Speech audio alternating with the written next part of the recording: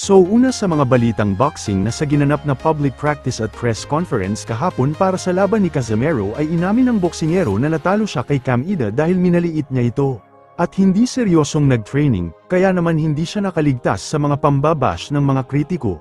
Pero ngayon, binalik ni Casimero ang kanyang tapang at nagbabanta na ibabalik niya ang dating lakas sa ibabaw ng ring at bibigyan ng laban na sulit panuorin. Ang dagdag pa niya na nasa rurok ng kondisyon siya at may timbang na 125.8 pounds, at pagbubulgar pa ng Japan news outlet na si Brother Jason ang nagsisilbing manager at head coach ni Cuadro Alas.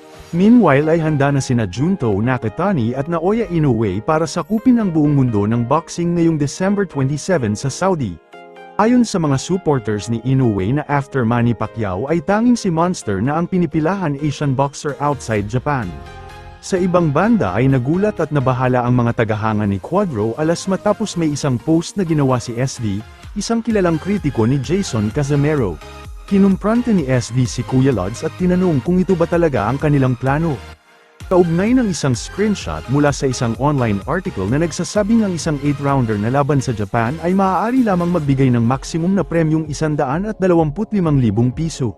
Samantala na sa kanyang livestream kagabi ay sinabi ni SV na posibleng tinanggap di umano ni Casimero ang naturang alok upang magkaroon ng pagkakataon ang kanyang buong pamilya na makabisita sa Japan.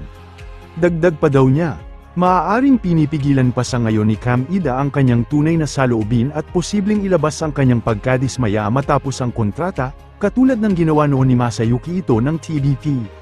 Buwelta ng mga fans ni Casimero kung nasilip ba niya ang kontrata ng dalawa.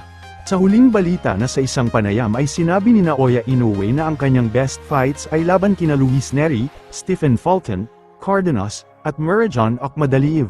Napansin ng mga Pinoy fans na hindi nabanggit si Marlon Tapales, kaya umusbong ang tanong kung easy fight lang ba ito para sa Monster. May isa pang tanong ang fans na if ever natuloy sana ang naudlot na laban nila ni Cuadro Alas, maaalala kaya siya ni Monster bilang isa sa kanyang pinakamahirap na kalaban. Isang malaking what if sa mundo ng boxing.